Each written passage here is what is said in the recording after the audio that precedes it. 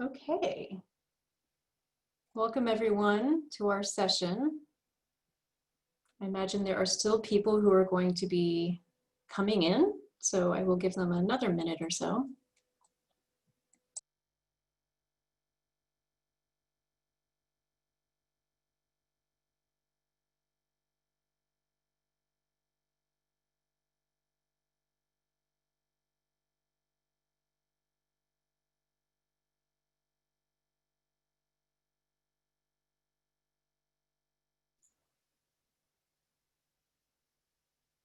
Okay, I think we'll go ahead and get started. Welcome everyone. My name is Dina Pastor. I'm from James Madison University. I'll be chairing today's session, which is new research findings on understanding and managing test-taking disengagement. Just to let you know that we have 5 speakers today, and if you would like to pose a question, you can certainly do so at any time through the chat feature, and I'll be monitoring that and make sure that the speakers are aware of those questions. We also will be taking questions at the end, so you can hold your questions until the end, and I think we will have plenty of time for questions at that point.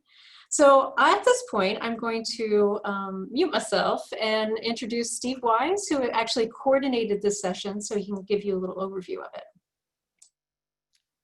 Thanks, Dina. Hi, everyone.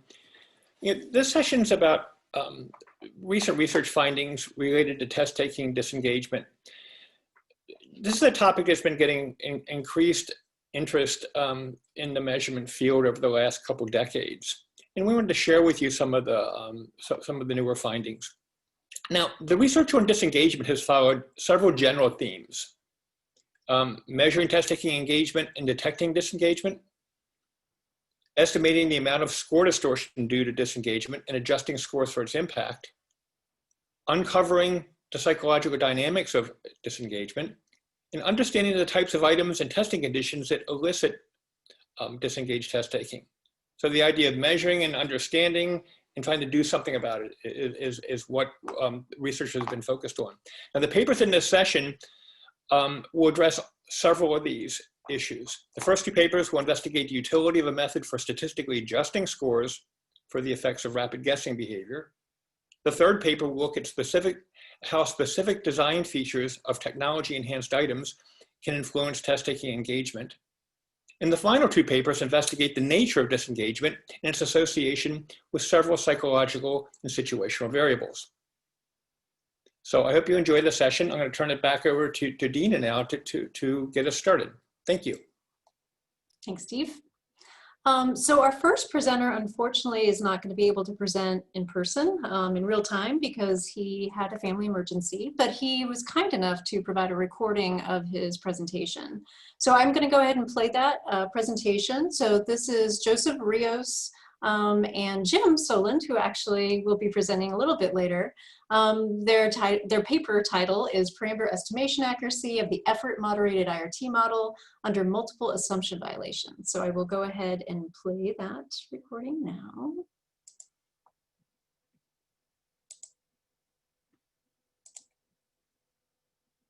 My name is Joseph Rios, and I'm currently an assistant professor at the University of Minnesota. First off, I'd like to apologize for not being able to present live today. However, in saying that, I'm very excited to be presenting this work that I co-authored with Jim Soland, who was at the University of Virginia and also has affiliation at NWA. And today I'll be talking about our work around parameter estimation accuracy of the effort moderated IRT model under multiple assumption violations. Now, as we all know, non-effort responding serves as a source of construct or relevant variance in many testing contexts. And non-effort responding can manifest itself in one of 2 ways. First, it can, the examiner can be completely disengaged from the testing experience and not provide a response. Or secondly, they can provide a response with complete disregard for the test content. And these non-effort responses can occur for multiple reasons. It may be due to low task value, and that's why we've seen so much of this behavior occurring for low stakes testing context. Secondly, when the examinee perceives a low probability of success, they may feel that the cost of expending energy or effort may be too great given the potential outcome. And finally, we also see non-fault responding occurring due to time constraints, where we see issues, particularly in high-stakes testing, where examinees are running out of time, and instead of leaving an item response blank, they will provide a response in an effort to increase their score.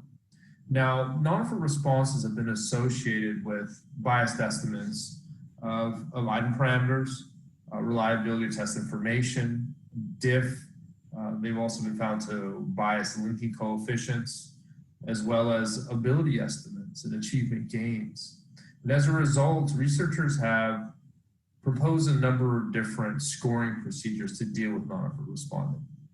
The first of which is to listwise delete examinees that have displayed a certain number of non-fault responses. However, my work, along with colleagues, has demonstrated this approach can lead to biased outcomes, particularly when the underlying ability of examinees is associated with this type of behavior.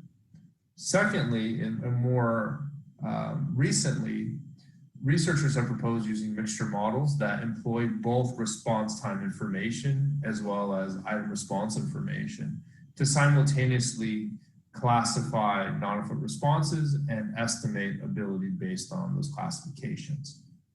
Now, the third approach, which is the most popular both in research and in practice, as NWA currently employs this approach, is to utilize the effort moderated IRT model. And this model has become particularly popular due to its flexibility. Unlike other IRT models that have been proposed, it does not assume a strict form of rapid guessing pattern across all examinees. Secondly, it's computationally simple. And that is because in this scoring procedure or approach, it's assumed that any response classified as non-effortful is an invalid indicator of examinee ability. And these types of responses are classified using response time thresholds. And any responses that are classified as an offer response is treated as missing data. Those responses that are not classified as an offer response are estimated based on traditional IRT models, such as the 3PL model. Now, prior research has demonstrated the superiority of the MRT model over traditional IRT models in parameter recovery when there is the presence of non-fault responses. However, to date, one of the limitations of much of this research is that it's been assumed that non-fault responding occurs at random within and between persons, right? And this actually adheres to the assumptions underlying the MRT model. However, recent research has called into question the tenability of the assumptions, as this research has demonstrated that at times the pattern of non-fault responding is not random. Examinees may non-fault respond due to item difficulty, or they may non-fault respond progressively because of cognitive fatigue. In addition, there's also been recent research demonstrating that some non-fault responders or unmotivated examinees may be of lower ability than their motivated counterparts. And as a result, this really calls again into question the tenability of the assumptions underlying the MRT model. As a result, there's little understanding of how well this model performs when these assumptions are violated. As a result, our objective with this study was to examine the robustness of the MRT estimates of item and person parameters to violations of the underlying model assumptions that within persons, non-fault responding occurs randomly over the course of a test, and between persons, non-fault responding is unrelated to true ability. Now, we also wanted to compare this to the traditional 2PL model and evaluate when these underlying assumptions of the ERT model are violated. Does this model still outperform the traditional 2PL in terms of both item and person parameter recovery. To do this, we utilized a simulation design, and in this design, we generated data for 50 item tests using the unidimensional 2PL model. Simulate abilities were sampled from a normative distribution. I'll provide a little bit more detail in the next section about this. And then we took operational item parameters. And you can see here that for a standard normal distribution is a relatively moderate and well-discriminating test. In terms of the simulation conditions, we examined 5 unique independent variables. The first was sample size. So we wanted to see how kind of a minimum sample size for estimating a 2PL model compared to a much larger sample size. So we looked at the sample sizes of 500 and 5,000. In addition to that, we manipulated the percent of unmotivated simulees in the sample, and we looked at 3 levels, 10%, 30%, 50%. For each unmotivated simulee, we also looked at the percent of non-effort responses, and that ranged from 10% to 70%. And it should be noted that all unmotivated simulees were constrained to have the same percentage of non-effort responses. Thirdly, we looked at group impact, or I should say the fourth independent variable. We looked at group impact, and group impact here was the underlying mean ability differences between the unmotivated simulees and the motivated simulees. And there were really 3 conditions here. The first was no impact. So they had the same underlying standard normal distribution. Now we also looked at impact, and there were 2 levels there. The unmotivated simulees had a mean ability of minus 0.5 standard deviations compared to the motivated group, as well as a more extreme condition of minus 1 standard deviation, lower than their unmotivated counterparts. Lastly, we looked at the pattern of non-effort responding. And here we looked at 4 patterns. That is, non-effort responding occurred randomly across the test for all examinees. Secondly, we looked at difficulty-based non-effort responding pattern, in which examinees non-effort responded to the most difficult items. We also looked at a location-based responding pattern, in which examinees went from being unmotivated to motivated, or I should say motivated to unmotivated at a certain point of the test. And then we had the progressive responding pattern, in which across examinees, we saw an increase of non-effort responding as the test increased. Now, all independent variables here were fully crossed, and each condition was replicated 200 times. In terms of the analyses, we estimated item and ability parameters using the MERT package. And again, there were 2 different models here, the 2PL model, which ignored non-effort responses, and then the EMRT model, which treated all non-effort responses as missing. In addition, it should be noted that ability parameter estimates were obtained using the EAP estimation procedure. And we calculated both bias and RMSE for both item and person parameter estimates. Taking a look at the results, we found that across all conditions, the results demonstrated that neither sample size nor non-effort responding pattern had a large influence on the outcomes under investigation. A more closer look actually demonstrated that across the dependent variables, the absolute difference between sample size conditions was less than 0.05 standard deviations.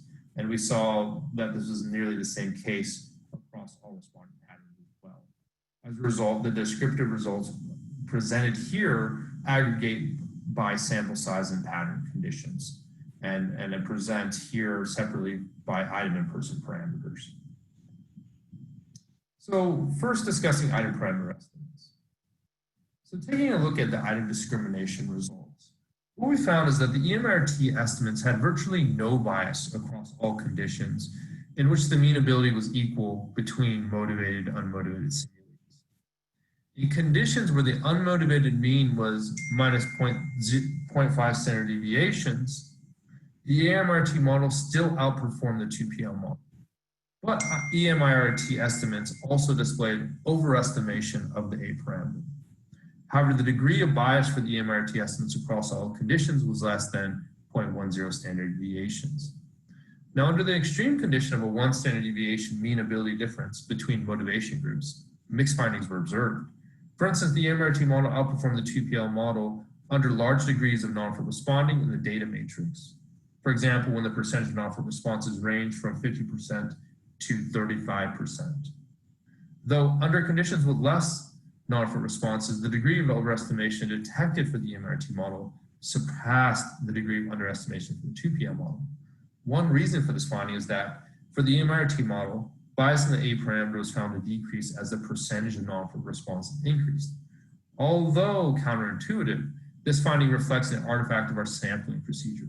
Specifically, as the unmotivated similes were predominantly of lower ability, non-effort responding may have been beneficial in some cases as it increased the probability of correct item response, particularly at lower rates of non-effort responding. Moving on to the item difficulty parameter bias, we see that descriptive results shown in this figure indicate that the EMRT model outperformed the 2PL model across all conditions. In general, the EMRT model showed little bias when ability and effort were unrelated. However, when ability and effort were related, the EMRT estimates showed bias that increased as the proportion of low effort similes increased. For instance, when the mean ability difference between motivation groups was 0.5 standard deviations, the MRT model overestimated the B parameter by nearly 0.20 and 0.33 standard deviations for unmotivated simulated percentages of 30% and 50% respectively. Meanwhile, for the 2PL model, bias for these conditions was equal to 0.41 and 0.72 standard deviations. Now, in addition to that, bias in B parameter estimates found to increase as the disparity in mean ability between motivation groups grew. As an example, for the EMRT model, when ability disparities between motivation groups was 1 standard deviation, the average bias for conditions with 30% unmotivated similes was 0.40 compared to 0.20 for a mean ability difference of 0.5 standard deviations. In the same condition, bias was 0.58 compared to 0.41 standard deviations for the 2PL model. Now, overall, these results suggest that the EMRT model led to reduced overestimation of difficulty parameters. However, both models were susceptible to increased bias as the percentage of unmotivated similes and the disparity in mean ability between motivation groups increased. Finally, looking at mean ability parameter bias, we see that examining the main effect for the percentage of non-effort responses suggests that there was a negligible increase in bias across all levels. For instance, across conditions, the average difference in bias between 10% and 70% non-effort response levels was less than 0.01 standard deviations. Similarly, across all conditions, model results indicated that the difference in mean ability parameter bias between the 2PL and EMRT models was near 0. Across models, bias increased as the degree of group impact and percent similes in the sample increased. So to summarize, what we found is that failing to handle non-effort responses may affect item calibration by making items appear to be more difficult and less discriminating than they are. Now, the MRT model can provide a robust item parameter estimates under violations to its underlying assumptions for realistic conditions, particularly when group impact was minimized to around 0.5 standard deviations, which has been shown to be the case by some of the research I conducted when looking at prior ability achievement measures comparing unmotivated and motivated groups. Secondly, mean ability estimates were found to be robust to large percentages of non-effort responding and unmotivated similes. However, it should be noted that it's based on the EAP estimation procedure, and this may be largely due to results kind of regressing back to the mean with this type of estimation procedure. Now, in saying that, both the EMRT and 2PL models tended to overestimate mean ability in the presence of group impact. Now, there are really two implications for these results. The first is that the EMRT model provides superior item and equal mean ability parameter estimates in the presence of model violations under realistic conditions when compared to the 2PL model. As a result, it's recommended that practitioners should apply the EMRT model to mitigate incorrect inferences about item quality. And this may be of particular importance when beginning to pilot items or create an item pool for adaptive testing purposes, particularly as in these conditions, the test stakes themselves tend to be pretty low. Moving on to limitations and future research directions. There really were two major limitations. The first is that non-fault responses were treated as known. This is an approach that has been taken with previous simulation studies on this topic. And there really is a need for us to evaluate the performance of the EMRT model when misclassifying non-fault responses. This is another unstated assumption of this procedure, in the sense that it is assumed that we can correctly classify non-offer responses. So the question then becomes, how biased are these results when non-offer responses are misclassified? Secondly, in this study, we only compared two RT models, and these two RT models were largely selected due to their popularity in the literature and their computational simplicity. As briefly noted earlier, there have been a number of mixture model approaches that have been proposed. And as a result, it would be of importance for future research to compare the EMR2 model to these more complex modeling approaches. In saying that, I would like to thank everyone for taking the time to listen to this presentation. If learning more about the details of this presentation is of interest, this paper has been published in Educational and Psychological Measurement. And feel free to send me any questions that you may have at my email address. I'll also make these slides available on my personal website if anyone would like to view them or share them with others. Once again, thank you so much for taking the time to listen, and I look forward to hopefully collaborating with more individuals on this topic and to being in contact with them. Thank you.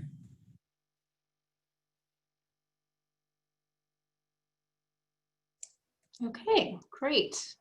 So now I would like to welcome for the next paper, Steve Wise, yet again from NWEA, and his co-author Megan Cofield, also from NWEA.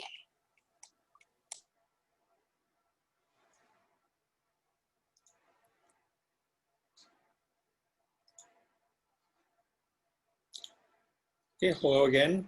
Hello again from smoky Portland, Oregon. Our paper kind of follows on some of the stuff that Joseph just talked about. It's looking at the effort moderated model and some ways in which we might improve it.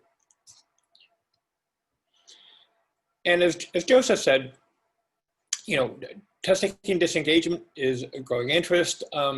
This is particularly the case with low stakes tests in which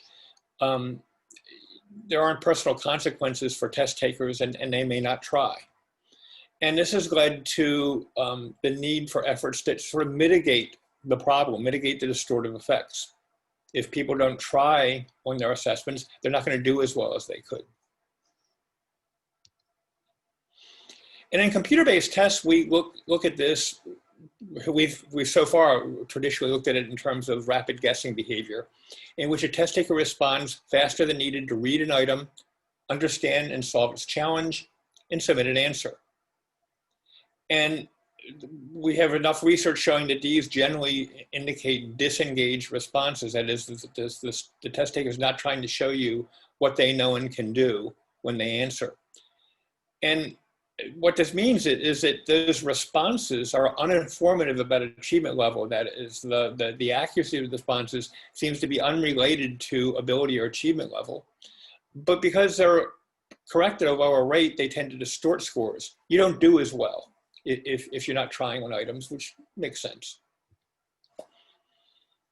A while back, my former colleague, Christine DeMars, and I developed what's called the effort moderated model that Joseph talked about. And what this did was propose different response functions. There's a typical S-shaped monotonically increasing function for solution behaviors, but rapid guesses have a flat function, reflecting the fact that it's not informative.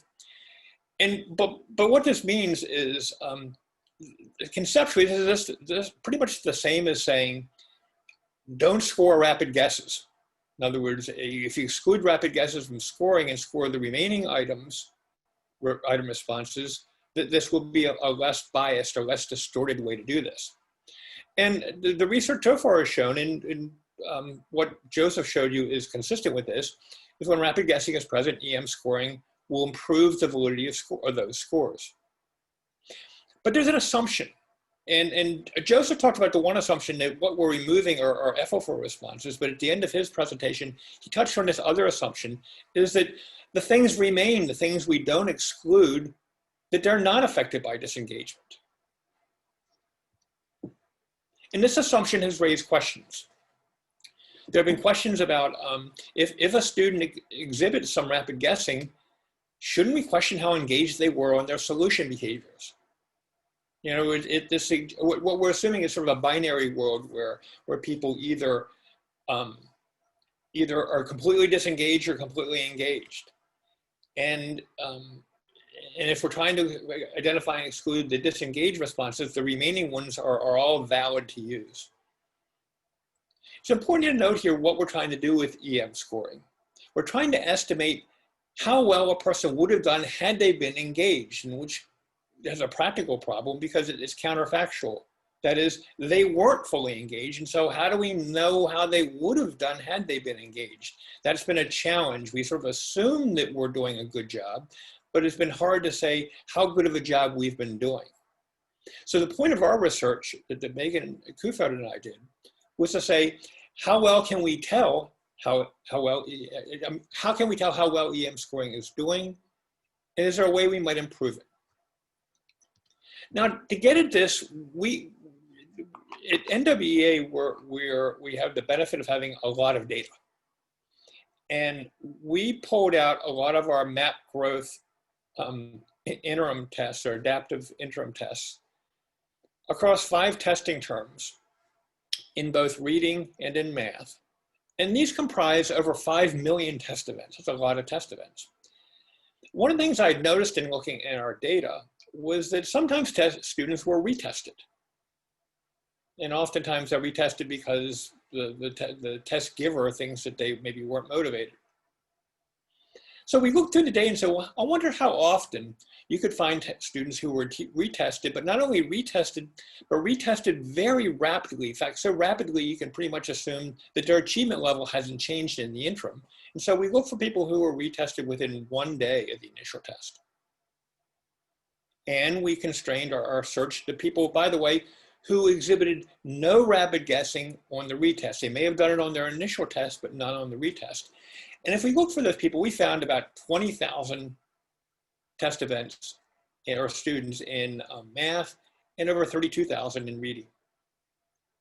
So by focusing on the students who exhibited, people who had rapid guessing on the initial test, but no rapid guessing on the fairly quick retest, allowed us to approximate that counterfactual. How well would they have done if they were fully engaged? That is, we could take effort moderated scores on the initial test and see how well they accounted for what happened a short time later when no rapid guessing occurred on the follow-up, on the retest.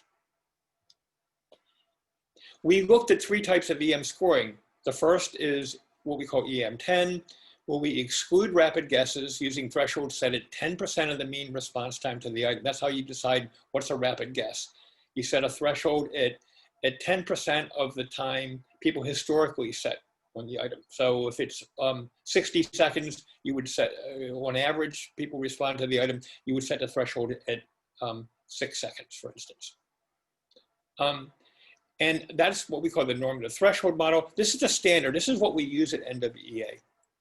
But I also looked at, or Megan and I also looked at 2 other modifications. What if we use more liberal criteria for excluding responses? We looked at EM20 based on the NT20 and EM30. And so we excluded items or responses based on the 20% of the historical time and 30% of the historical time. Well, what does this try to accomplish? Well, if we look at this graph, we can see Conceptually, what's going on here is there's an initial distribution of rapid guesses, and then followed by a distribution of solution behaviors. And we have a pretty good idea that these distributions tend to overlap. Region 1 in this graph are all rapid guesses. Region 3 are all solution behaviors. And region 2 are a mixture of the two, where the two distributions overlap. And what we're trying to do in the thresholds we do, NT10 is trying to do things like exclude region 1. So you can, for instance, imagine that the threshold under that might be down around 5 seconds. But notice, and so does everything below 5 seconds are rapid guesses. Yay, that's what we want to do. But if you look beyond 5 seconds, you can say, well, there's, you know, we haven't excluded all the rapid guesses. There may be some residual disengaged responses in those items that we're using for EM scoring. And so by moving out the threshold, hopefully we're designating what we might call a purer set of solution behaviors upon which to estimate the student's achievement level. So what do we find? Well, the expectation is that EM scoring will decrease the differences between the initial scores in EM form and the retest scores. And what we found was, first of all, EM10 scoring, what we use now, reduced distortion by about 1/3, not a huge amount, but only by about 1/3. I should note that different researchers have shown that the NT10 method we use is pretty conservative. That is, we make sure that if we exclude a response called a rapid guess, we try to avoid misclassifying effortful responses as rapid guesses. And so we behave in a conservative manner. And you can see this conservative manner has a cost. The cost is we only reduce distortion by about 1/3. But if you go to EM20 and EM30 by moving out through the more liberal threshold, we did quite a bit better. With EM30 doing so well as it reduced distortion by 68% in one subject area and 85% in the other area. So that's a good amount better, suggesting that we'll do a better job if we can use these more liberal thresholds for EM scoring. So what do we conclude? Well, standard EM scoring, as I mentioned, appears to account for some of the score distortion, not as much as we thought it would be actually. But if we use more liberal exclusion thresholds, distortion could be more effectively reduced. And this leads to the practical conclusion that, well, if you were going to do EM scoring, perhaps using more liberal thresholds would be recommended. By the way, this is not too terribly inconsistent with people who suggested other threshold methods to use that are less, less conservative than the ones we use. And so it's kind of consistent with those as well. One of the more interesting things, though, was the idea that it didn't account for all the distortion. That is, even if we use a liberal EM30, there's still some distortion unaccounted for. Now, what this does, I believe it calls into question this notion, or it reveals the limits of this binary conceptualization, saying you're disengaged or you're fully engaged. And it suggests that there may be responses that are less than fully engaged, but aren't rapid. Okay, and so maybe the probability you pass the item isn't 0.5 in this adaptive test, maybe it's 0.4 or something lower, because you're not down around chance like you would be with a rapid guess, but you're lower than you probably would be had you been fully engaged. And so this is sort of a teaser, if you will, that there's probably something more out there to find. And in fact, what Megan Kufeld and I have done is, since this study, we've been looking at a way of assessing and identifying when partial engagement is present. And that's important because that also suggests that if there's this partial engagement present, that may make you skeptical of the validity of an EM score under those circumstances. Now, again, given the lag between when NCME was going to be and the fact that we're in September now, just like Joseph's paper, our paper has already been published. It's in JEM under early view, and so if you're an NCME member, you can go under JEM and find it, and that will give you more details about the things that we've done. So with that, I'll stop there. Thanks, Steve. I guess that's one of the benefits of the lag, is that we actually can have some of these papers published and right at our very fingertips if we want to read them. So our next presenter is Blair Lemon from ETS, and her co-author is Burcu Arslan, also from ETS. So I will now turn it over to you, Blair. Thanks. Thank you all for coming to our session today. I'm going to be talking about some work Burcu and I have been doing, looking at how specific design decisions impact motivated responding for drag and drop items. So thanks to Joseph and Steve for kind of covering all of the background, so I can skip through this pretty quickly. So just to add a few more ways we can handle unmotivated responding, obviously effort moderated IRT has been discussed plenty so far. There's also filtering. These are both kind of after the fact ways of handling unmotivated responding. There's also before the fact, where the fact is the testing event.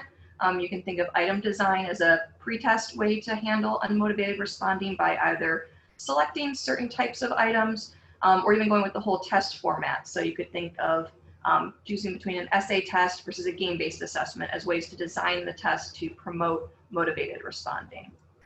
And then the last kind I'm going to talk about quickly is adaptive responding. So this is where you're actually tracking motivated and unmotivated responding during the assessment and then providing responses when students are unmotivated to try to get them back on track and responding in a motivated way. So all of these have had success, but today I want to dig deeper into the item design element. So a bunch of the work has been on kind of the battle of the traditional items. So looking at multiple choice items versus constructed response items. And the majority of the research has shown that multiple choice items get more motivated responding than constructed response items, which is really helpful to know, but obviously there are now a whole lot more item types out there since we now have so many digitally based assessments. So that brings a new battle, looking at technology enhanced items versus traditional items. And there hasn't been as much research in this area, so I'd say we're still kind of in the middle of the battle for this one, trying to figure out exactly how these new item types are working with respect to motivation. Steve has a study that has directly compared technology enhanced items and traditional items across different domains, across different grade levels, and they found that the technology enhanced items had more motivated responding than both single selection multiple choice and multiple select multiple choice items. So this is a great first start, particularly because it's kind of the general assumption of technology enhanced items are the shiny, fun new toys that will get everyone to be more motivated and they'll be kind of this big windfall. And while the evidence Steve and his colleagues found do point in that direction, there's still more that needs to be figured out exactly how we can most effectively use technology enhanced items. So for example, what about different kinds of technology enhanced items? Should we say that they're all equally good? Is one always better than the other? Are there different conditions under which one is more effective than the other? This is something that my colleague Burcu and I are currently looking at to try to see under what conditions different item types are more effective for both getting at the target construct and also in getting motivated responding. And then there's kind of another level we can go down and think about how these findings can actually be used for those who are writing items. So if I came to an item writer and said, just use drag and drop items over inline choice items because drag and drop items are better. That's a start, but there's a whole lot of design decisions that need to be made for an individual item. So what we wanted to do in the work I'm going to show today is really dig into some more of the very specific design decisions and see how those impact motivated responding. Now I'll note that obviously all of these decisions also impact student cognition. They also impact the effectiveness of the item to measure the target construct. So I'm keeping this a little simpler for today and just focusing on motivation, but we are hoping to compare this to findings about cognition, which my colleague Burcu has focused on as well. So like I mentioned, we're going to focus on drag and drop items. And in particular, we like these because while they are TEIs and have all of the interactivity, some more choice and autonomy for students, they also could potentially be viewed as more effortful for students. So you have a lot going on the screen. Instead of just selecting one option from a question, you're now needing to drag multiple things around the screen. Students might not be super familiar with the format on a test, so that might also create some perceived extra effort. So there are legitimate reasons why drag and drop items might receive less motivated responding from students. So we really wanted to dig into these different design features. So this is a typical drag and drop item, and there are lots of different features that we can focus on, but I'm just going to go through a few of them. So one is the problem statement. This is where we actually tell the student basically what they need to do. So decide if each area of each figure is less than 12, equal to 12, or greater than 12. Then we have the sources and the targets. So the sources are what you drag, and the targets are where you drag the sources to. So in the case of this item, our sources are all different shapes with their dimensions, and then the targets are basically how the area of those shapes compare to the value of 12. And then lastly, we have the source content and the target content. So that's just what is specifically in the sources and the targets. So this is a typical design for a drag and drop item. And in the conditions I'm going to talk about in a minute, this was our control condition. So kind of the base level of drag and drop items. So we've conducted 2 studies. The first one was with adults on Amazon's Mechanical Turk. We had 476 participants for that study. And our second study had high school students in grades 11 and 12, and we had just under 500 students for this study. Now in both studies, all of the materials were the same. Students were presented with 10 drag and drop items that were in one of the conditions. So if you were in condition A, you completed all 10 items in condition A, or if you were in condition B, you completed all 10 items in condition B. So now I'll go over a little bit more of what those conditions looked like. If my computer will work with me. There we go. Okay, so this is our first condition. It's called sources first, but this is the typical design that I walked everybody through before. So this is in some way our control condition, but we're calling it sources first just to help keep everything straight. So then our next condition is the modified problem statement. So what this meant is that instead of having all of the references for the targets and the problem statement be less than 12, equal to 12, or greater than 12, we now have 3 different values. So it's less than 11, equal to 12, and greater than 15. Otherwise, everything is kept the same. Then we have targets first, which is really just changing kind of the visual order on the screen. So instead of dragging sources down to targets, you now would be dragging sources up to targets. And then we have swapped content. In this case, we're actually taking the content that was in the sources and putting it in the targets and doing the same thing. So instead of having those big targets for less than 12, equal to 12, greater than 12, those are actually now the sources that you're dragging around. Now, in addition to the kind of visual change here, there's also a functionality change because now the sources can be dragged into more than one box. So it's not into more than one target. So it's not the case that less than 12 can only be moved once. It's possible for it to be put in all of the targets if students wanted to. So there is a visual and a functional change for this condition. And then our last condition is the no problem statement. So you can see we only have those 2 lines providing general directions at the top, but all the information that was in the problem statement is now distributed over the target content. So we have, instead of less than 12, equal to 12, greater than 12, we have area of figure is embedded in front of both of them, in front of all 3 targets. So those are our conditions. And basically what we did was look at the rates of motivated responding in each of those conditions, and we'll be comparing those across the 2 studies.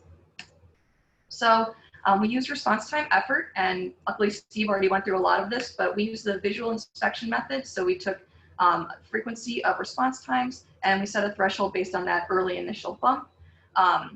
As Steve mentioned, there are lots of ways to set thresholds. This is not the only way. This is what we chose out of kind of looking at different options across our 2 samples. This one seemed to be work the best for us. We did the response threshold setting separately for each item and separately for each item across the 2 samples. So there were a total of 20 different thresholds we set, 10 for this Mechanical Turk adults and 10 for the high school students. All right, so now we'll head into the results. So what we're going to look at is the proportional occurrence of motivated responding across the conditions, and then for the Mechanical Turk study in blue and the high school study in orange. So if we first just look at the overall rates, the Mechanical Turk participants did respond in a more motivated way than the high school students. but all of them were over 90%.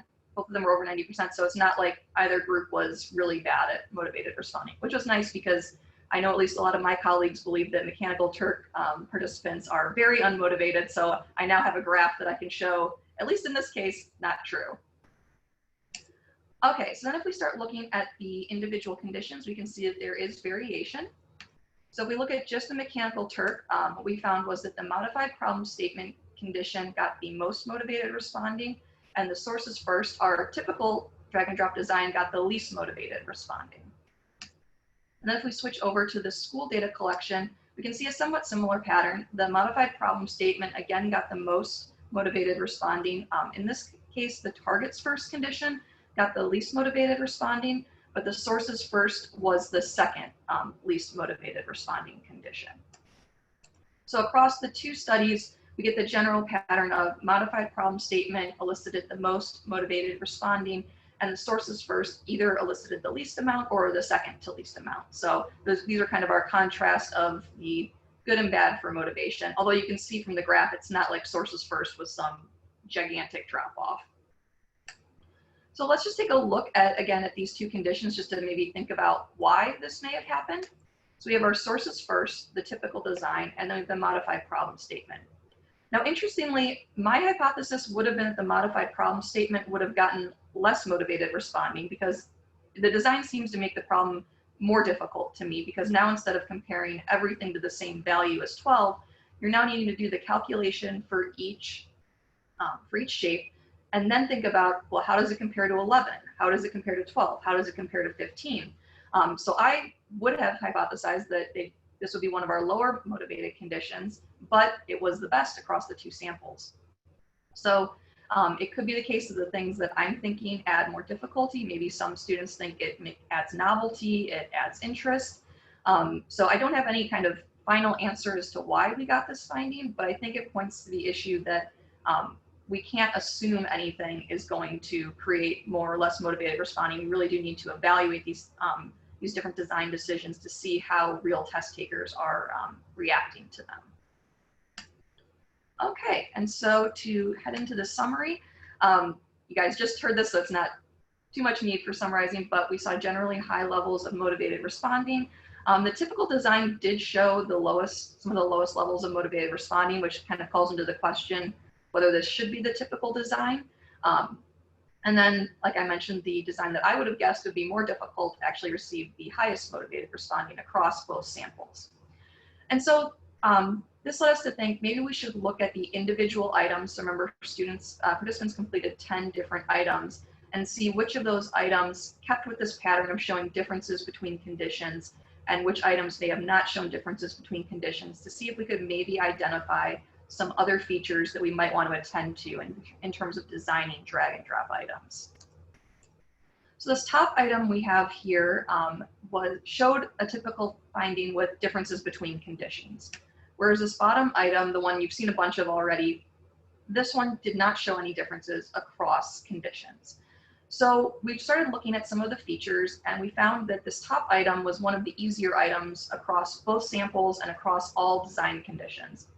So we hypothesized that maybe it's the case that easier items are more vulnerable to manipulations to the design in terms of how motivated responding occurs.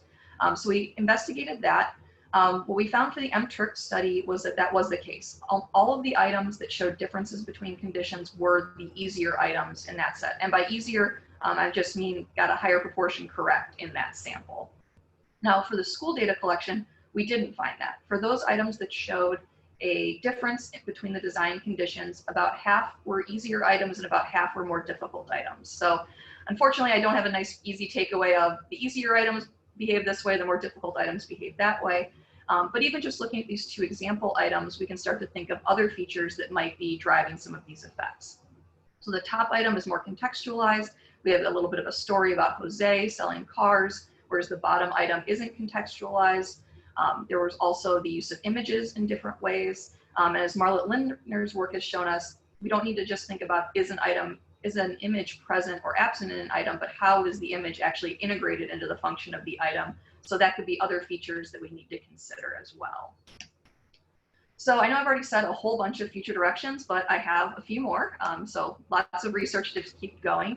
As I mentioned earlier, we want to look at how these motivation findings relate to response strategies. So specifically the student cognition and how those intersect, because we don't want to create guidelines for designing items that only address motivation and completely ignore the other part of the equation. As Steve mentioned, there's also a lot of interest in how we should set response time efforts thresholds in general, but also specifically for TEIs and other non-traditional items. I know I've run into a lot of issues with game-based assessment items trying to figure out how to set thresholds. And then also, as Steve mentioned, thinking about, are there more levels of engagement we should consider? So is the kind of binary engaged, disengaged, motivated, unmotivated, is that enough? Particularly in a sense of managing student experiences. Is there a middle group or multiple middle groups that we want to respond to differently? And so I guess as a little bit of a preview, my colleague Burju and I are working on a new way to set response time thresholds using computational cognitive modeling to really break down the strategies that students are using to answer questions and try to see if we can create more groups of engagement to get a little bit more fine grain. So if this had all happened when we planned, this would have been happening, we'd be presenting that at ITC over the summer, but obviously nothing's happening as planned in 2020. Hopefully next summer we'll be at ITC and we can share those results. Thanks. Great. Thank you so much, Blair. All right, next up are two people from my own institution who I used to be able to see in the hallways in Lakeview here at JMU, but no longer the case, just get to see them through screens now. So Polly Sakis and Sarah Finney from JMU.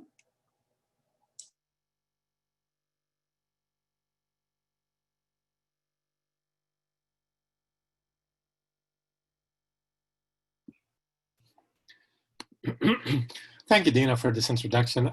You are hearing the voice of Polly Sakis, and I conducted this research with Dr. Sarah Finney at JMU, like Dina said. And the title of our presentation, oh, actually, this is Lakeview that Dina talked about in her introduction. This is Lakeview Hall. This is where we work. But anyways, the title of our presentation is The Antecedents of Examining Motivation During Low-Stakes Tests and Examining the Variability in Effects Across Different Research Designs. So luckily, like everyone's here, I don't need to cover a lot of background because we're more or less talking about the same thing, test-taking disengagement or test-taking motivation. And as people have said it's been studied extensively in the past decades, and mostly by people in this virtual session have studied this or contributed a lot in this literature. The reason why we study it, or the reason why it comes up so much, is because we have concerns, specifically for these low-stakes testing conditions. And here I have just several examples of these low-stakes testing conditions. So for example, the primary and secondary school assessments where students are asked to complete various subject tests or other kinds of assessments, or perhaps we're thinking about international comparison studies. And lastly, higher education. And higher education is the context that we work in, and this is what we're going to talk about the most. So I'll get to that in just a minute. Why do we care about it? Motivation? Once again, one of those background things to situate our study. Well, primarily test-taking motivation tends to positively relate to test performance. And so generally more motivated students are performing better, scoring higher on a variety of tests. Additionally, as one of my co-presenters already mentioned, motivation is a source of construct irrelevant variance in a lot of these low-stakes testing contexts. This is, again, a well-known issue in the field of psychometrics and educational assessment. And one of the reasons why it's so prevalent is because the standards for educational and psychological testing has identified motivation as one of the constructs that we should consider when trying to interpret test scores. And again, test scores, especially from low-stakes contexts. So one of the most prominent ways to talk about test motivation in low-stakes testing is the expectancy value theory. And this is a little bit of different than what my colleagues before me talked about with modeling response time. So this is an expectancy value theory, and according to this theory, we have essentially two variables that primarily determine our motivation. And so these variables are value.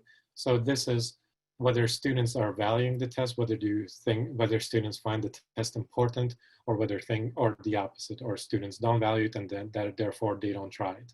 And generally, the relationship between value and motivation, according to this theory, is positive. The more they value, the more they're going to put forth, the more motivation they're going to exhibit, the harder they will try. Additionally, according to the EV theory, we also have the expectancies, and it's the similar story here. The more students believe that they're going to perform better, or the more students think they're able to perform better on these tests, the more they're going to try, the more effort they're going to exhibit in these tests. And again, the relationship here is positive. However, one of the things in the literature is that the expectancies are often ignored or omitted from the model. And that is for a few reasons. One of the reasons is in a low stakes testing context, a lot of the time students don't know what's coming. They don't know much about the test itself.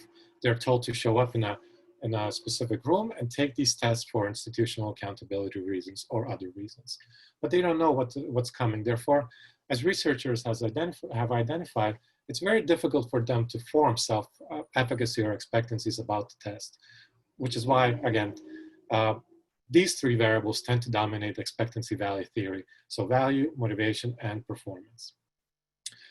And so while the theory asserts these three variables, there's a lot of support for these relationships, specifically relations between value and motivation, and the relation between motivation and test performance. All of them tend to be positive, or all of them are specified to be positive, and the support is also there for those relations.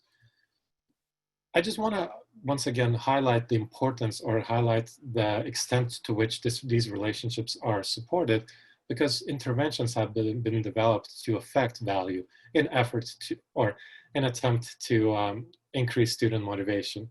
So, and many of these studies exist. Some studies try to increase the value of the test by raising the stakes. So perhaps attaching some sort of consequence to the student. Other ways to increase value of value for the test are provide monetary rewards for answering the items correctly. So there's a lot of these interventions, and I only gave a couple examples. But again, my point here is that this relation between value and motivation is what's driving these interventions and developing of these interventions. So this is something to keep in mind as I'm talking about the next few things. And so the next thing, as we were reviewing the literature on the expectancy value theory, we realized that while there is a lot of the studies, a lot of them also share some of the methodological issues to them. So first, a lot of the studies are done using cross-sectional data. And cross-sectional data simply means that value, effort, and test performance might be measured in an order that is not specified in the EV theory. So again, remember that EV theory diagram that I just showed you briefly? A lot of the times value and motivation are actually assessed after test performance is already determined, which again is not aligned with the way that EV theory specifies these constructs.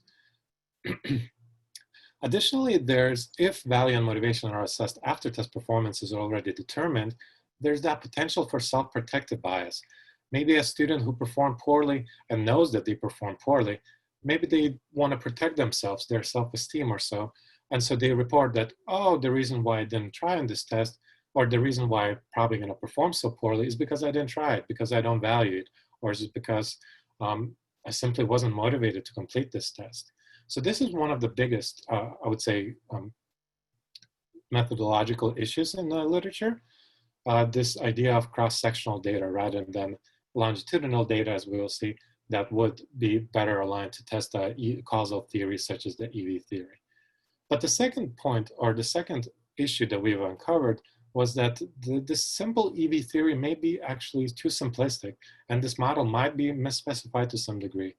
So I already mentioned that not modeling expectancies might cause harm to this model, or we may not be able to test this model as well, because by omitting expectancies, we're actually just inflating the effect of value on motivation.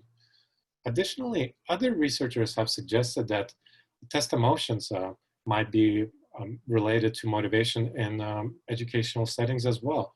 So there's other constructs, and Dr. Wise also has some other constructs in his literature that states that there's other things that might be affecting motivation as well. So this simple relation between value and motivation, this model, this might be misspecified to some degree.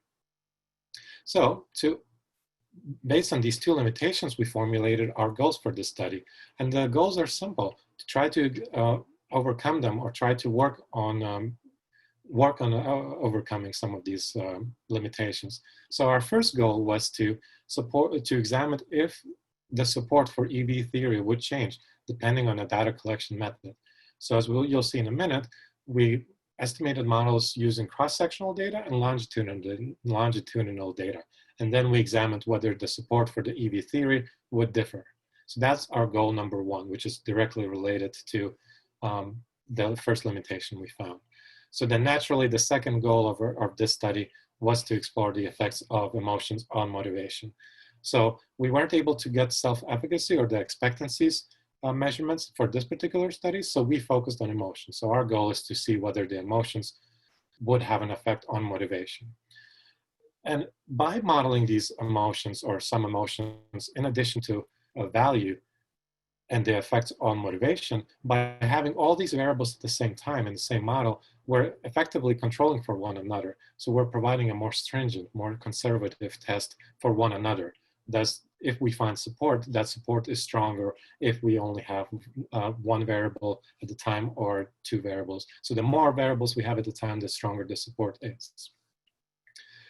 So let's jump right into it. So our method was, we collected our data during a low-stakes institutional accountability testing session at the East Coast Public University. You probably are all aware what that university is. I see Dina smiling. So this institutional accountability session was put in place so that we can report, or the university can report to the regional and state accreditation companies and organizations. So, and also to inform curricular changes. So the tests from these sessions are extremely important for the university. While on the other hand, for students, there are actually no consequences for performing poorly or great on these tests. Therefore, our situation, our data collection was completely aligned with that low stakes testing context that I mentioned briefly. So in our study, we had just under 1,000 students, first-year students, who completed a bunch of these tests, a battery of tests, including several tests that we're going to focus on. So the test we're going to focus on is the quantitative and scientific reasoning, the NW9 test. And so to get at multiple measurements of value, emotions, motivation, and test performance, we decided to split this NW9 into 3 different subtests. So just think mini tests of this larger test. And all of these, excuse me, each of these subtests contained 22 items. The item difficulty was approximately the same across these subtests, and also the concepts is measured. So by splitting this test into 3 smaller subtests, we did achieve equivalency with respect to the test. So the way we split this test, or the way we collected our data for the longitudinal part of our study, was after students completed the first 22 items on the NW9, they then completed measures on value, motivation, and emotion, so this part of it. So this block essentially constitutes our time 1 variables, as you'll see in a moment. After students completed these measures, they went on to continue working on the NW9, which then completed 22 items, and again completed measures on value, emotions, and motivation. And so we did that for the 3rd time. This is how we got 3 different ways, or 3 different measures of all these constructs. To measure all of our constructs, we use 2 self-report scales, or we use 2 subscales from 2 self-report instruments. So the first one, the student opinion survey, we borrowed this importance subscale and effort subscale, and we measured value and effort using these items. We also measured 5 different test emotions, And we got the items to measure these emotions from the test emotions questionnaire. And students reported the agreement to all of these items using a 5-point Likert scale, where higher scores would suggest that the students have higher levels of each of these constructs. So let's jump into results. And the way we structured the results was based on those 2 goals of our study. So to address the first goal, once again, we estimated an EV theory model using a cross-sectional data. So model 1. So note here, we have our variables, or the model that we're presenting is from time 3. And that was, again, done to align with the literature, because usually all of these variables are assessed after the test or towards the end of the test. So in this model, we had a value predict effort and effort predict performance. In this model, we found those 2 effects, just like EV theory would suggest. So the models or findings from model 1 would align with the literature of EV theory as it has been found in the last couple of decades. So for model 2, what we did was essentially replicate the same model, except that now value was measured, or value was modeled after the first third of the test, so the time 1 variable. The time 2 variable effort, that was done and measured after the second third of the test. And then the time 3 variable performance was done at the end of the test. So all of these variables had enough spatial, there was enough spatial time, or there was enough time elapsed from one time to another. The estimates from this model are also very similar to the estimates from the prior model, from model 1. As we can see, or just to quickly sum up what we find in these, for addressing study goal number 1, is that in both of our models, value had a moderate positive effect on motivation, and motivation had a moderate positive effect on test performance. So again, we found support for the EV theory regardless of the research design utilized in the study. And so one thing to note is that the magnitude of the effects is approximately the same. There are small differences with respect to the effect of value on effort in the longitudinal model, but overall they're still moderate and positive in the same direction.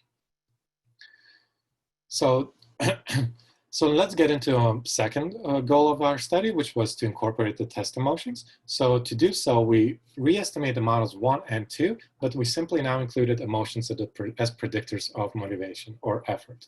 So in model 3, we had 5 different emotions: anger, boredom, enjoyment, pride, and worry, predicting effort as well as value.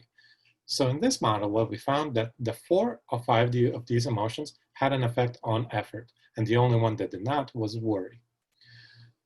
So that would be us addressing the first or the second goal of this study. But we also looked at this effect, the effect of value and effort, and the effect of effort on performance, so the EV theory effects. And here we find that those effects are also statistically significant, but note that the magnitude of this effect of value and effort has decreased. In the model 1, recall it was 0.53, now it has shrunk to 0.28, which again, we'll talk about in a minute. Keeping the same model building logic, we also estimated model 4, where we estimated these models using longitudinal design. So all of the test emotions modeled here were measured at time 1. Once again, here we found the same results. We found effects of 4 emotions on subsequent effort, worry being the only one that did not have an effect on subsequent effort. And we also found the support for the EV theory effects as well. But note again, the effect of value on subsequent effort now has reduced from 0.44 to 0.24. So just to summarize the findings for goal number 2, we wanted to explore the effects of emotions on motivation, and regardless of the research design, so regardless of model 1, model 3, or 4, we found the effects of anger, boredom, enjoyment, and pride on motivation. Additionally, we also found the support for EV theory, even in the presence of test emotions. And here we have the depiction of those effects as it changed by our models. So lastly, really quickly, 2 ending thoughts. First, even though one of our strongest or one of our primary concerns for the cross-sectional data in the literature, or one of the criticisms for the most studies in the literature, was the use of cross-sectional data. However, this study points to the fact that researchers might be justified in collecting cross-sectional data because for one, it's just a lot more practical. It's less costly than to measure variables longitudinally if the inferences about the effects are the same. And then the second point relates more to future studies. And so, as I mentioned, there's many studies have been developed that try to affect value in hopes to increase motivation. But what this study supports is the studies that might be targeting test emotions rather than value. Again, these are all empirical questions that future studies should try to answer it. And since I'm out of time, I'm going to say thank you for your time and listening, for your time and for listening to us. Thanks so much, Paulius. Appreciate that. Our next presenter is Jim Soland, and his co-author seems to be a popular co-author, Megan Kufield. So I will turn it over to you, Jim. Great. Can you hear me okay? Good. Let me see if I can get my PowerPoint up here.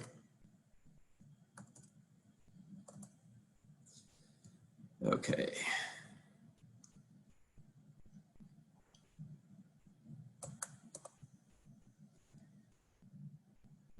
My name is Jim Soland. It's a real pleasure to be here with you today. I'm an assistant professor at University of Virginia and an affiliated research fellow at NWEA. And this work was done, again, in partnership with Megan Kufield, who's here at NWEA as well. And so it's really great because I knew these papers held together nicely when we saw it all on paper for the proposal, but I didn't realize just how well it follows on the heels of the prior one that Paulius presented. So I'm excited to talk about this a little bit.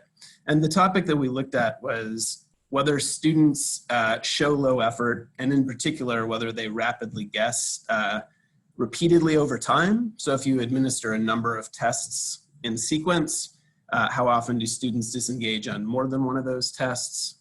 And also trying to suss out characteristics of students who engage in that behavior. So how much of it has to do with some of their social emotional competencies like self-efficacy or background characteristics like English learner status or socioeconomic status. So even though I don't really talk about expectancy value theory, I think there's a nice nexus there. So the nice part being the last one in the panel on this topic, I'll be very brief on the background, but we clearly know that examinee disengagement can be a big problem when we want to make valid inferences based on tests and test scores. And we also know quite a bit about student and item and test characteristics at a given point in time that might lead to low engagement. But we don't know quite as much about that when we look over multiple tests and look at people who might repeatedly disengage from assessments. And as I'll mention sort of in the discussion section, all of this I think has implications for both how you design tests, how you intervene to reduce low effort, and also maybe even ways that we can support students, because we'll see that the sort of social emotional component and the ways they behave on tests are pretty linked. So then we focus on a couple of different research questions. The first is how trait-like is rapid guessing over time? And really this is a question saying, is this something that's pretty consistent for people? Are there people who just have a higher propensity to rapidly guess that they just carry around with them? Or does it tend to be a one-off contextual environmental behavior? And then, like I foreshadowed, is repeated rapid guessing associated with students' social emotional competencies or background characteristics? So looked at this using a sample of students who took MAP growth, which is the main assessment produced at NWEA, and who were also part of a school district that administers a survey of 4 social emotional competencies. And as you'll see, those are growth mindset, social awareness, self-efficacy, and self-management. And so that sample ended up getting us about 30,000-ish students per year. And as we'll see, they took at least a couple of tests per year. So we have multiple time points per year with the metadata that we needed to look at how often they were showing rapid guessing behavior. And so this is a district that we studied where they have a high proportion of English learners and a high proportion of low-income students. So that should be kept in mind as we look at some of these results. And so I'm going to go through and just talk about the individual research questions, and I'm going to present the methods sort of in parallel with the results so that it's easier to hold it all in your head. And we'll start with this question of how trait-like is rapid guessing over time? So how consistent is this behavior? So the first set of results we looked at are purely descriptive. And what we did was we said, how often do students have response time effort values of below 0.9? And for those of you who aren't familiar, RTE essentially asks what proportion of items on a test did students show effort on? And so if you have an RTE value below 0.9, that suggests that you disengaged on 10% or more of the items. There's also been some research suggesting that that might be a threshold for starting to worry about the validity of an individual's score. So this is really showing us how often did students rapidly guess enough on a test to really worry about their scores, and how often did that happen over time. And so what you see is, again, we had 3 years, 6 tests total, 1 in fall, 1 in spring. And so the first thing to note here is on that top line, for the count of test events with RTE values below 0.9, the vast majority, that number is 0. So most students never rapidly guessed enough to really worry about their scores. So in reading, that was about 60% of the students. In math, it was about 85%. About 17% in reading and 9% in math rapidly guessed to a worrying degree on one test.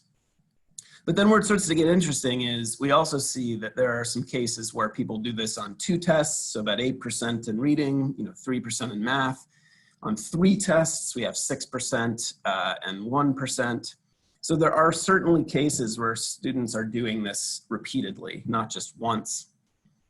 And we should also note, though, that while that is true, there are also very, very few who actually do this across all the tests, who just sit down for map growth and repeatedly across the board are rapidly guessing a lot.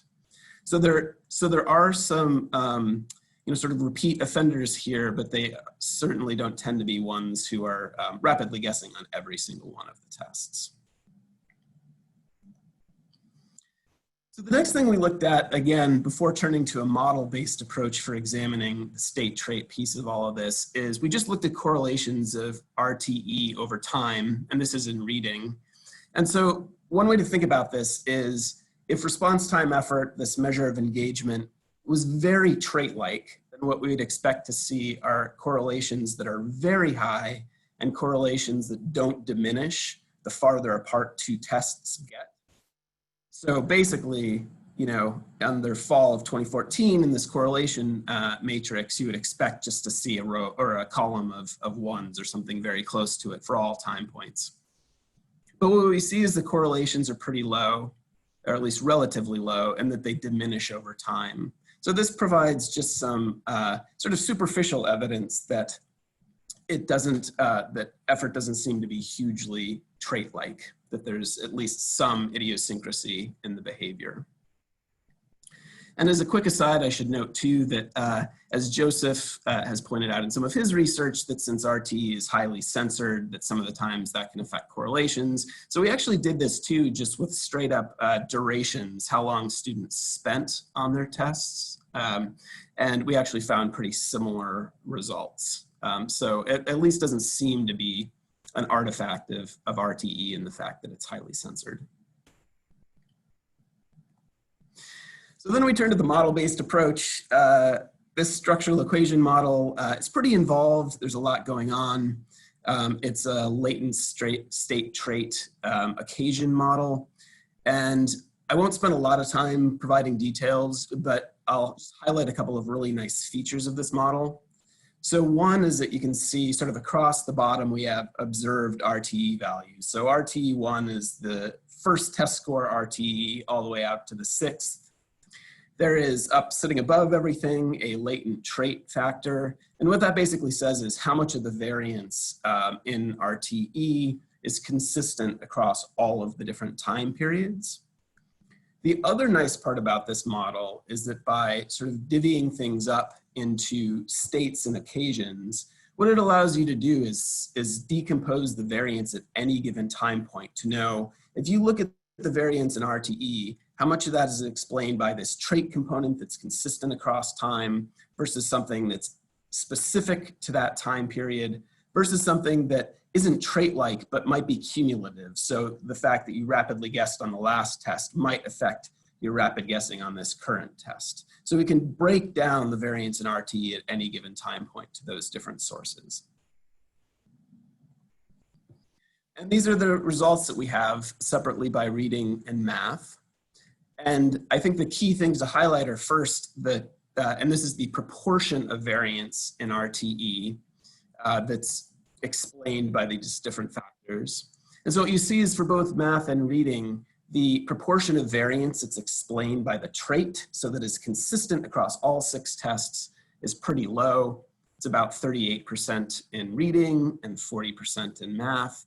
And just as a point of comparison, if you do this with achievement, if you estimate the same model, the proportion tends to be more about 80 to 85% of the variance in achievement is stable over time. So this is much less stable than say a student's achievement, and also less stable than their social emotional learning, which we've also looked at. And so some of the other things we'll see is that in terms of what is sort of idiosyncratic to a time point, some of that is explained by what happened on the prior occasion, so about 40% for both constructs. So even though it isn't hugely trait-like, what happened on the prior occasion seems to have some effect on whether or not you rapidly guess on the next test. So now turning to question 2, we wanted to know, well, so if there is this behavior, if students do repeatedly disengage, why is that happening? What can we know about these students? And really you can sum up these results just with this figure. We did a lot of different analyses, but I think this tells the story the cleanest. And so what we see is the really light bars here are students who disengaged on no tests, all the way up to the really dark bars, which are students who disengaged on 5 to 6 tests. And a couple of things are notable about this, or at least to us. One is that if you look at a student's self-efficacy, there's basically a stair-step pattern. So the higher your self-efficacy, the less likely you are to rapidly guess repeatedly on the tests. And the same goes for self-management, which is a measure of, you know, how sort of on top of your academic skills or your academic tasks you are. So both of those are really strongly associated with whether a student repeatedly rapidly guesses. We also see something in growth mindset there, which is that students who have higher growth mindset tend to not disengage at all, but don't see much of a relationship in terms of how often they do that beyond the sort of 0-1 of disengaging versus not. We also see something similar there for special education students. So students with disabilities oftentimes are more likely to have disengaged on additional tests. And we see some evidence of that for the proportion of students who are English learners. But to us, the real story here is much more about the attitudes that students are bringing to these tests. So a strong component of whether a student repeatedly sits down to take a test and decides to click through items rather than respond to them is associated with how confident they are in their academic abilities and just how good they are in general at managing the academic tasks that they're given. So just to provide some context and discussion, and then I'll turn it back over to the group for questions. But our results indicate that relatively little of the variance in rapid guessing is attributable to stable person characteristics. So it tends to be more about context and environment than it does about anything that students are just carrying around with them that's you know, really personality based. But we also do see some evidence that if you are in an environment or context that led you to rapidly guess at one time point, that suggests you might be more likely to do it at the next time point. So there is that cumulative effect nonetheless. And we also see that it's really strongly associated with self-efficacy and self-management. And I think the benefit of knowing that is several-fold. So first, if we want to reduce rapid guessing, you know, one of the things that Steve and I and Megan have studied is the effect of notifying proctors when students are disengaging. And so this suggests to me that if you know that a student potentially has very low self-efficacy and that's why they're rapidly guessing, then the messaging around this could be particularly important. And also just purely in terms of identifying students who may be at risk for this before you even start, that's useful to know. And finally, in terms of how we address low effort, Joseph has already done a bunch of work showing that there can be real problems if you filter people out of the sample. And this seems to provide extra credence to that, which is if you filter people, you're oftentimes going to be filtering out the students who have the least confidence in their academic abilities. And then the final one doesn't really have to relate so much to testing, but more to the social emotional needs of students. It's awfully hard to measure some of these things like self-efficacy. And while we certainly couldn't say that disengaging from a test is equivalent to having low self-efficacy, it is sort of this nice built-in natural assessment and could provide teachers and educators with data that might make them realize when they should worry about a student's self-efficacy or self-management. So with that, I'll turn it back over to the group for any discussion. And as other people have mentioned, again, because of the timing, the paper is out so that the citation is there. And I look forward to the discussion. Thanks so much. Great, thank you so much, Jim. We do have just about 4 minutes left for questions. And so if you have a question, please either speak up or put it in the chat box.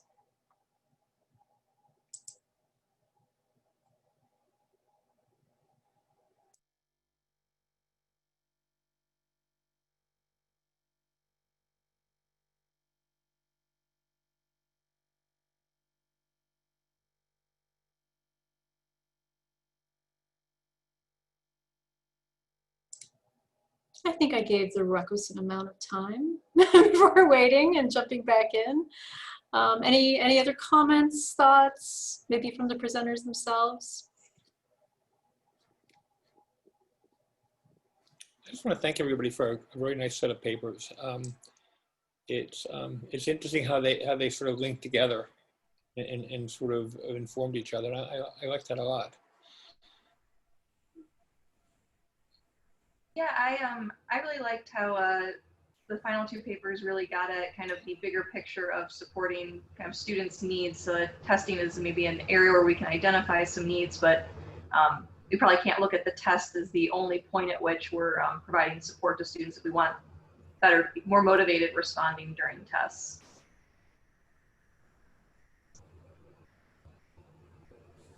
Yeah, I'll just say I really enjoyed being part of the panel. I thought all of the work was really interesting and will certainly inform mine going forward. And Steve was really the one who introduced me to thinking more about sort of the psychology of test taking and just how fundamental that can be to using testing and test scores. And so I think we all share that interest, and it's just exciting to see people doing work in that area.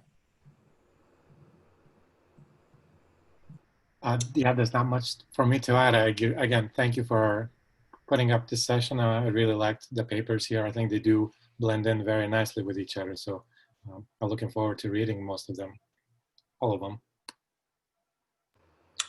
Okay, so for the people who are still listening in, there's a challenge to you.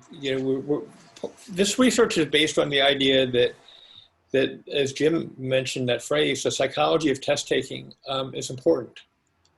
I know when I went through my psychometric training, I was taught, you made items and you put them in front of people and they answer them. And the idea of whether they care about answering your item or not, or whether they're too anxious to answer the item or all sorts of construct or relevant things that could be getting in the way really wasn't addressed in my training. And I think our field's getting more and more sensitive to the idea that how we test matters. Valera's work on how we present items matters.